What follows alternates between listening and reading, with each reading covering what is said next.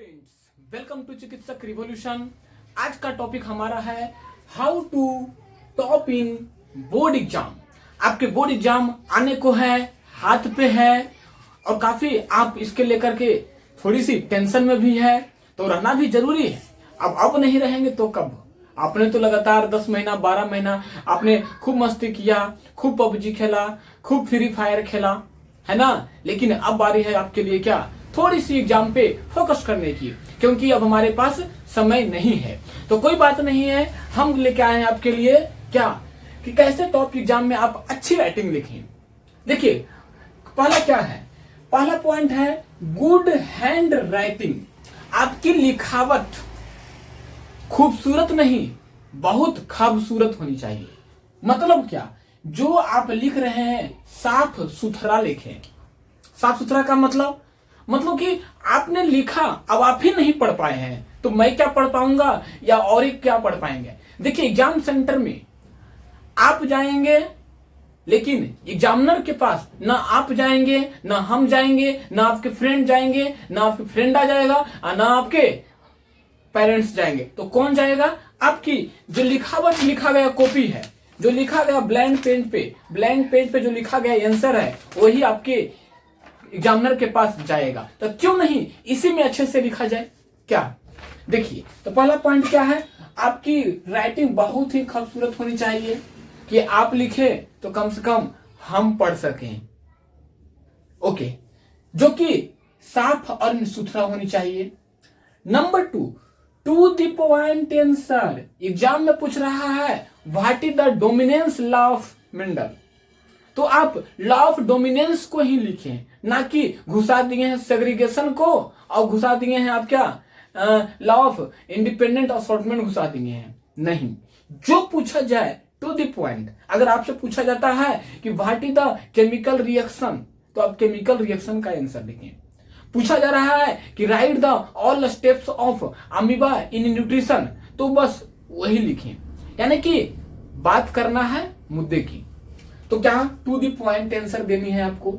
Number of words, हाँ, बहुत लोग को मैं क्या देखा हूं, अच्छा पढ़ेगा क्वेश्चन कितना नंबर वाला है, 2 नंबर वाला है। अच्छा 2 नंबर वाला है तो 2 नंबर का क्वेश्चन पूछा है, ठीक है। वहां लिखा हो गया है कि 20 से 40 वर्ड में आंसर दे। अब उसको आ रहा था, चूंकि पूछ दिया था 2 नंबर में व्हाट इज द फोटोसिंथेसिस,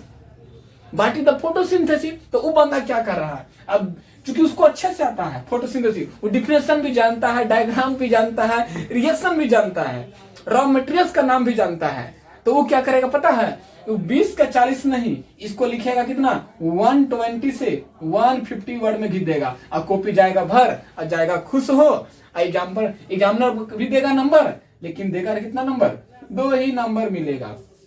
तो हम ऐसा काम क्यों करेंगे? अरे नहीं करेंगे क्यों?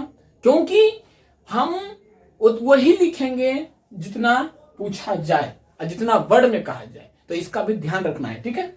नंबर 4 में डायग्राम और एग्जाम्पल। आप अपनी कॉपी में, खास करके साइंस सब्जेक्ट में, आप क्या करें, डायग्राम बनाना ना भूलें।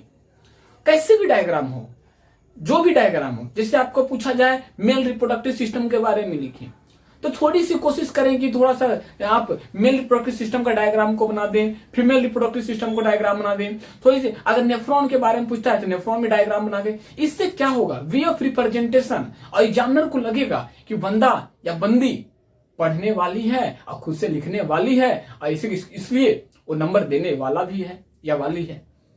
तो क्या हम चाहते हैं क्या कि कोई मेरा कॉपी देखे और देखने के बाद कहे वाह क्या लिखा है यार, इसको तो नंबर देना ही है।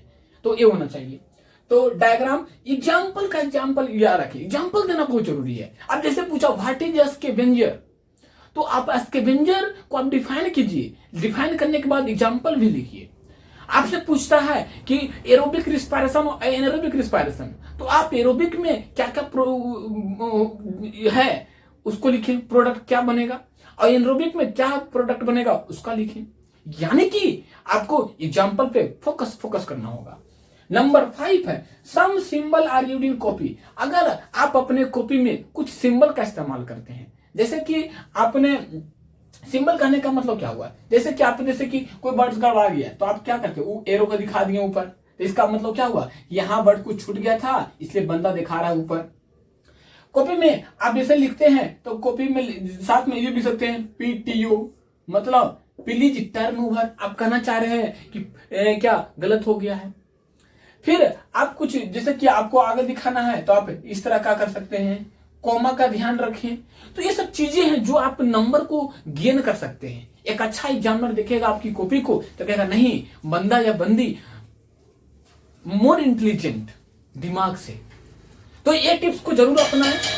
Good hand writing, use point answer, number of words, diagram example और कुछ सिंबल यूजिंग कॉपी में जरूर करें। ओके, तो इसको अपना कर देखें और नंबर को बढ़ा जरूर आएगा। नंबर बढ़ेगा, मार्क्स भी बढ़ेगा और आप देखेंगे खुश रहेंगे। काफी आपका 98-99% नंबर आपको आएगा। तो लगातार बने रहें। आपको ये थोड़ा सा टिप्स कैसा लगा कमेंट करना ना भूले। Thank you.